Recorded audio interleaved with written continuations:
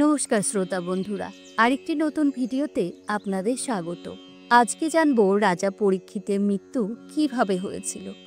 উত্তরার গর্ভে জন্মগ্রহণকারী অভিমন্যুর পুত্র রাজা পরীক্ষিত ছিলেন পাণ্ডবদের একমাত্র উত্তরসূরি। অর্জুনের পৌত্র পরীক্ষিতকে কুরুক্ষেত্র যুদ্ধের সময় গুরু দ্রোণাচার্যের পুত্র অশ্বত্থামা ব্রহ্মাস্ত্র প্রয়োগ করে মায়ের গর্ভেই হত্যা করতে চেয়েছিলেন, কিন্তু ভগবান শ্রীকৃষ্ণ অশ্বত্থামার আক্রমণ থেকে তাকে রক্ষা করেন। পরীক্ষিত ছিলেন শ্রীকৃষ্ণের অত্যন্ত প্রিয়। তিনি অত্যন্ত সুদক্ষ শাসক ছিলেন। শ্রীকৃষ্ণ পৃথিবীতে তার কার্য সম্পাদন করে বৈকুণ্ঠে ফিরে যাওয়ার পর পরীক্ষিতকে রাজ্যে অভিষিক্ত করে এবং যুযুৎসুর ওপর রাজ্য পালনের ভার দিয়ে দ্রৌপদী ও পঞ্চপাণ্ডব মহাপ্রস্থানের পথে চলে গেলেন।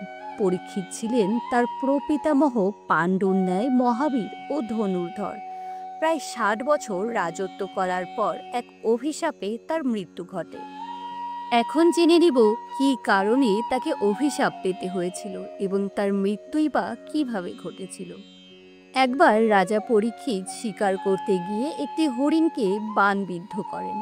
ক্লান্ত ও ক্ষুধার্ত পরীক্ষিত আহত হরিণটিকে অনুসরণ করে শ্রমিক মুনির আশ্রমে পৌঁছান, কিন্তু রাজা মুনিকে হরিণটির কথা জিজ্ঞাসা করলে তিনি কিছু বললেন না, কারণ তিনি মৌনব্রত পালন করেছিলেন। এতে পরীক্ষিত রেগে গিয়ে ধনুক দিয়ে একটি মৃত সাপ তুলে মুনির গলায় পুড়িয়ে দিয়ে চলে গেলেন। শ্রমিক মুনির শৃঙ্গী নামে একজন অত্যন্ত ক্রোধী পুত্র ছিলেন। তিনি তার আচার্যের গৃহ থেকে ফেরার সময় কৃষ্ণ নামে এক বন্ধুর কাছে তার পিতার অপমানের কথা শুনতে পেলেন। তিনি এতে রেগে গিয়ে বললেন, আমি অভিশাপ দিচ্ছি, আমার পিতাকে যে অপমান করেছে আজ থেকে সপ্তরাত্রির মধ্যে তক্ষনাগের দংশনে তার মৃত্যু হবে।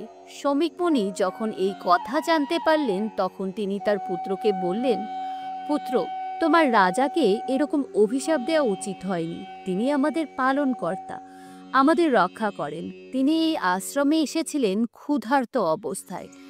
আমি তখন মৌন ছিলাম, তার প্রশ্নের কোনো উত্তর দিতে পারিনি, তাই রাগে বশবর্তী হয়ে তিনি এই কাজ করেছেন।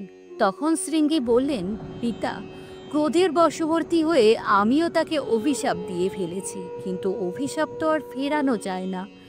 অতএব আজ থেকে সপ্তম রাত্রে তার মৃত্যু ঘটবেই। তখন তিনি গৌমুখ নামে এক শিষ্যকে পরীক্ষিতের কাছে পাঠিয়ে দিলেন এবং অভিশাপের কথা জানিয়ে তাকে আত্মরক্ষার জন্য ব্যবস্থা করতে বললেন। পরীক্ষিত তখন একটি স্তম্ভের ওপর সুরক্ষিত প্রাসাদ নির্মাণ করে 20 চিকিৎসক ও মন্ত্রসিদ্ধ ব্রাহ্মণগণের সঙ্গে থাকতে লাগলেন এবং সেখান থেকেই রাজকার্য পরিচালনা করতে লাগলেন। সপ্তম দিনে কাশ্যপ নামে একজন 20 চিকিৎসক রাজার কাছে যাচ্ছিলেন। তখন বৃদ্ধ ব্রাহ্মণের রূপ ধরে তক্ষক তাকে বললেন, আপনি কোথায় যাচ্ছেন? কাশ্যপ বললেন, আজ তক্ষক নাগ পরীক্ষিতকে দংশন করবে, আমি তার বিষ বিনষ্ট করতে যাচ্ছি। তক্ষক তখন একটি বটবৃক্ষে দংশন করে তাকে ভৎস করে দিয়ে কাশ্যপকে সেটি জীবিত করতে বললেন। কাশ্যপ নিজ মন্ত্রবলে সেই বৃক্ষটিকে পুনরায় জীবিত করে তুললেন। তক্ষক তাকে তখন বললেন, ব্রাহ্মণের শাপে পরীক্ষিতের আজই মৃত্যু ঘটবে, আপনার কোনো মন্ত্র কাজ করবে না।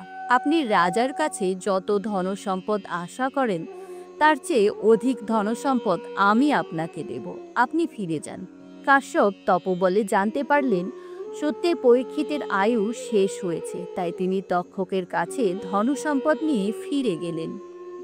এরপর তক্ষকের আদেশে কয়েকজন নাগ তপস্বী সেজে উপহার হিসেবে ফল, কুশ আর জল নিয়ে পরীক্ষিতের কাছে গেলেন। রাজা সেগুলি গ্রহণ করলেন, কিন্তু যখন সেই ফল তিনি খেতে যাবেন তার মধ্যে একটি তাম্রবর্ণ কীট দেখতে পেলেন।